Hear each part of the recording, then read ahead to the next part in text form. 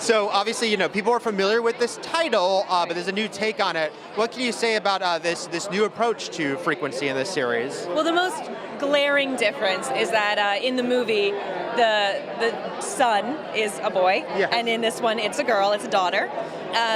But from there, we do a lot of throwback to the movie and a lot of references to things that they establish or bring up in terms of storylines and where to go, where there's a villain, where there's a killer.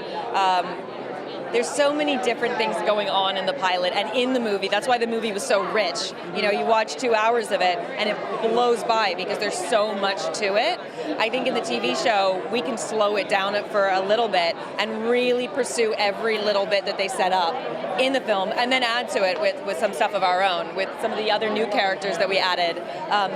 Some are inspiration from the movie, like best friends, love interests, and those things, but those we sort of took more liberty with. I mean, changing me to a girl is taking liberty, but yeah, it should be interesting to explore those characters as well and see how their lives are affected by us altering the past. Now, how is she sort of dealing with what's happening? Is she skeptical that it's even really happening at first? Of course. I think we're trying to ground this in reality as much as possible, and anybody would find it hard to believe that it's actually happening. You want tangible proof. The character I play, Raimi, is very type A, and she's a cop, and she's used to evidence and proof, and she doesn't believe it till she sees it with her eyes. Like, believing out of thin air is very difficult for her. She's very pragmatic.